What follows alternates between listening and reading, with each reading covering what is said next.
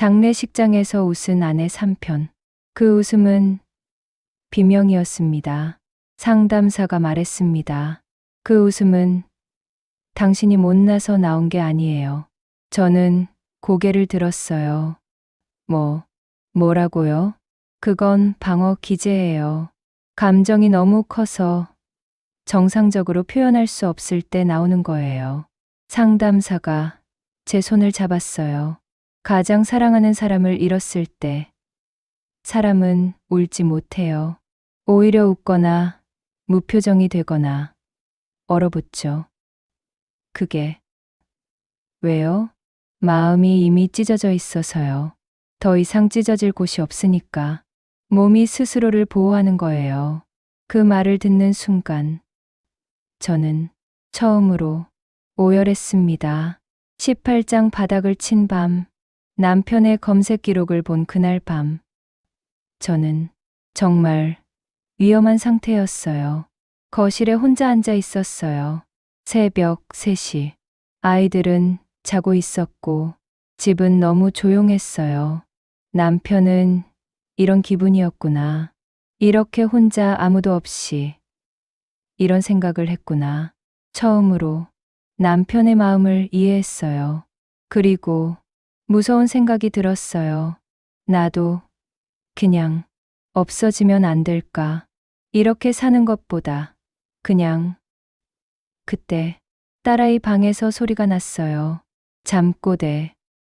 아빠 보고 싶어. 그 소리를 듣는 순간 정신이 번쩍 들었어요. 내가 지금 뭔 생각을 하는 거야. 아이들은 어떻게? 저는 딸아이 방 앞에 주저앉았어요. 문을 열지는 못했어요. 나를 피하는 아이니까 그냥 문 앞에 앉아서 밤새 울었어요. 그날 밤 저는 결심했어요. 살아야 한다. 최소한 아이들을 위해서라도. 그리고 내가 왜 이런지 알아야 한다. 19장 심리 상담실의 문을 두드리다. 장례 후 2주째. 저는 처음으로 심리 상담실에 갔어요. 솔직히 말하면 상담받는 게 부끄러웠어요. 내가 미쳤다고 생각하겠지. 내 얘기를 들으면 나도 이상하다고 하겠지. 그런 생각이 들었어요. 상담실은 작고 조용한 곳이었어요. 창문으로 햇빛이 들어왔고 소파가 있었고 상담사 선생님이 조용히 앉아 계셨어요. 어떻게 오셨어요? 저는 한참 말을 못했어요. 어디서부터 시작해야 할지 몰랐거든요. 남편이 2주 전에 죽었어요. 네, 근데요. 네, 장례식에서 웃었어요. 상담사 선생님은 아무 말도 하지 않았어요. 그냥 기다려 주셨어요. 남편 영정 앞에서 시어머니가 우는데 아이들이 우는데 저만 웃고 있었어요. 일부러 웃은 게 아니에요. 얼굴이 안 움직였어요. 입꼬리가 계속 올라갔어요. 사람들이 저 보고 미쳤다고. 보험금 때문이래요. 저도 몰라요. 왜 웃었는지. 남편 사랑했어요. 근데 왜 웃었는지. 20장 진실 감정의 방어 기제. 상담사 선생님은 제 이야기를 다 듣고 조용히 말씀하셨어요. 그 웃음 이상한 게 아니에요. 저는 고개를 들었어요.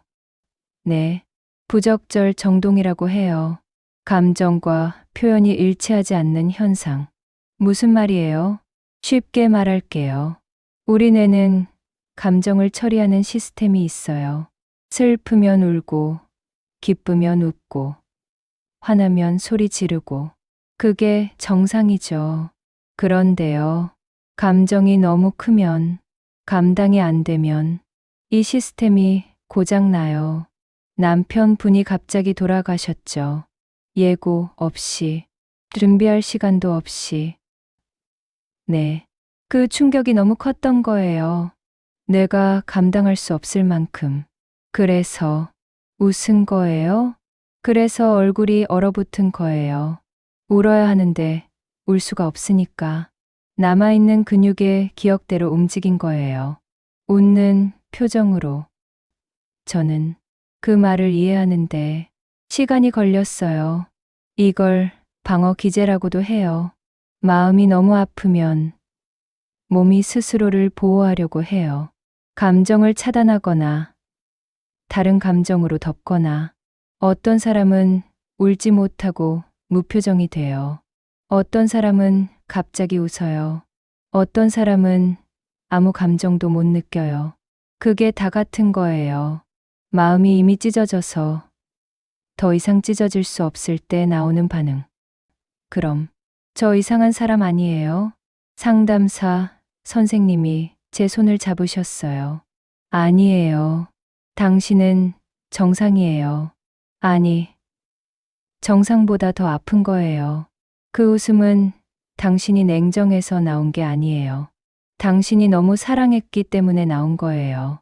마음이 감당할 수 없을 만큼 사랑했기 때문에 몸이 그렇게 반응한 거예요. 그 말을 듣는 순간 저는 처음으로 제대로 울었어요. 21장 쏟아지는 눈물. 상담실에서 저는 1시간 동안 울었어요. 말도 못하고 그냥 울었어요. 남편 죽었을 때도 이렇게 못 울었어요. 장례식장에서도 못 울었어요. 화장장에서도 못 울었어요. 근데 그날 처음으로 제대로 울었어요. 상담사 선생님은 아무 말도 안 하셨어요. 그냥 티슈를 건네주시고 기다려 주셨어요. 1시간이 지나고 저는 겨우 말했어요. 선생님. 네. 저 남편한테 너무 못됐어요. 힘들다고 하는데 왜 그것도 못하냐고 했어요. 집에만 있지 말고 나가서 뭐라도 하라고 했어요. 마지막 날 밤에도 미안하다고 하는데 저 그냥 잤어요. 저 때문이에요. 시어머니 말이 맞아요. 제가 남편 죽인 거예요. 22장 상담사의 대답. 상담사 선생님이 한참 후에 말씀하셨어요. 그렇게 생각하는 거 이해해요. 남은 사람은 항상 자기 탓을 하거든요. 하지만요, 남편분이 그런 선택을 한 건 당신 탓이 아니에요. 저는 고개를 들었어요. 아니에요. 제가 들어봐요. 당신이 잘못한 건 있어요. 남편이 힘들 때 다그친 것, 마지막 밤에 무시한 것, 그건 맞아요. 하지만 그게 남편을 죽인 게 아니에요. 남편분은 오랫동안 우울증을 앓고 있었을 거예요. 혼자서 아무한테도 말 안 하고. 그건 당신 탓이 아니에요. 남편분 스스로 숨긴 거예요. 당신이 알았어도 막을 수 있었을지 모르는 거예요. 그래도 라는 말 이해해요. 평생 갈 거예요. 그 죄책감. 하지만 그걸 안고 살아가는 거예요. 짊어지지 말고 안고. 남편분이 원하는 건 당신이 무너지는 게 아닐 거예요. 아이들과 함께 살아가는 거일 거예요. 저는 그 말을 오래 생각했어요. 짊어지지 말고 안고. 남편이 원하는 건 내가 무너지는 게 아니라. 23장 아이들에게 상담을 받은 후 저는 아이들과 대화하기로 했어요. 아이들은 여전히 저를 피했어요. 밥 먹을 때도 눈을 안 마주쳤어요. 말도 거의 안 했어요. 어느 날 저녁, 저는 아이들을 불렀어요. 준이야, 서연아, 엄마랑 얘기 좀 하자. 아이들은 불안한 눈으로 저를 봤어요. 엄마가 아빠 장례식에서 웃은 거 너희 무서웠지? 아이들이 고개를 끄덕였어요. 엄마도 무서웠어. 엄마가 왜 웃었는지 엄마도 몰랐어. 아빠 보내기 너무 슬픈데 얼굴이 안 움직였어. 상담 선생님한테 들었는데 그게 너무 슬퍼서 나오는 반응이래. 울어야 하는데 울 수가 없을 만큼 슬프면 이상하게 웃게 되기도 한대. 엄마가 아빠 안 사랑해서 웃은 거 아니야. 엄마 아빠 많이 사랑했어. 그래서 너무 아파서 얼굴이 그렇게 된 거야. 딸아이 서연이가 먼저 울기 시작했어요. 엄마, 나 엄마 미워했어. 아빠, 장례식에서 웃어서. 알아. 근데 엄마도 슬펐어? 응. 엄마도 많이 슬펐어. 서연이가 저한테 안겼어요. 그리고 준이도 한참 있다가 저한테 왔어요. 새 식구가 거실에서 한참 동안 울었어요. 아빠 없이 처음으로 같이 울었어요. 24장 남편에게 보내는 편지. 그날 밤 아이들이 잠든 후 저는 남편이 쓰던 작은 방에 들어갔어요. 책상에 앉았어요. 펜을 들었어요. 그리고 편지를 썼어요. 여보, 나야. 당신 떠난 지 한 달이 넘었어. 아직도 믿기지 않아. 아침에 눈 뜨면 옆에 있을 것 같아. 미안해. 당신 힘들 때 제대로 잡아주지 못해서. 매일 다그치기만 해서. 마지막 밤에도 그냥 자버려서. 나 요즘 많이 생각해. 당신이 마지막으로 한 말, 미안하다. 그 말이 도움을 요청하는 신호였다는 거. 이제 알아. 근데 나는 그때 못 알아봤어. 장례식에서 웃은 것도 이제 알아. 그게 당신 안 사랑해서 그런 게 아니었어. 너무 사랑해서 마음이 감당이 안 돼서 그렇게 된 거래. 상담 선생님이 그러셨어. 당신은 평생 강한 척 했잖아. 힘들어도 힘들다고 말 못하고, 아파도 아프다고 말 못하고, 나한테도, 나도 그랬어. 당신 앞에서 약한 모습 보이기 싫어서. 화나면 화내고, 짜증나면 짜증내고, 정작 당신 걱정돼. 당신 사랑해라는 말은 못했어. 우리 둘 다 바보였어. 서로 사랑하면서 서로한테 말 못하고 혼자 아파하다가 이렇게 됐어. 여보, 나 이제 어떻게 해야 할지 모르겠어. 근데 살아볼게. 아이들 때문에라도 당신이 남긴 준이, 서연이 잘 키울게. 그리고 그 죄책감 평생 안고 갈게. 짊어지지 않고 안고. 당신 보고 싶어. 많이 사랑했어. 미안해. 안녕. 당신 아내가. 25장. 그 후의 삶. 남편이 떠난 지 이제 1년이 됐어요. 아직도 아파요. 아침에 눈 뜨면 옆자리가 비어 있는 게 익숙하지 않아요. 가끔 남편 생각에 멍하니 있다가 아이들이 엄마 하고 불러서 정신 차려요. 시어머니와는 아직 화해하지 못했어요. 가끔 아이들 보러 오시는데 저랑은 눈도 안 마주치세요. 그래도 괜찮아요. 언젠가 시간이 지나면 조금은 나아질 거라고 믿어요. 아이들은 많이 좋아졌어요. 처음엔 아빠 없이 잠을 못 잤는데 이제는 그래도 웃어요. 학교 갔다 와서 있었던 일 얘기해줘요. 가끔 서연이가 물어요. 엄마, 아빠 지금 뭐 해? 저는 대답해요. 아빠는 하늘에서 우리 보고 있지. 서연이 자라나 보고 있어. 준이는 아빠 얘기를 잘 안 해요. 근데 가끔 아빠가 쓰던 머그컵으로 물 마셔요. 그게 준이 방식인 것 같아요. 아빠를 기억하는 26장 웃음의 진짜 의미. 가끔 생각해요.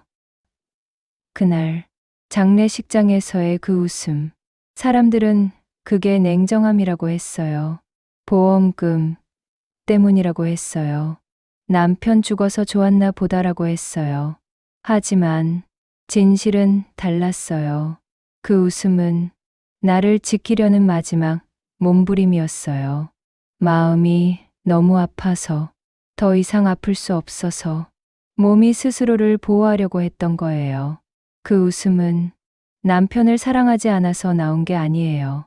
너무 사랑해서 감당이 안 돼서 나온 비명이었어요.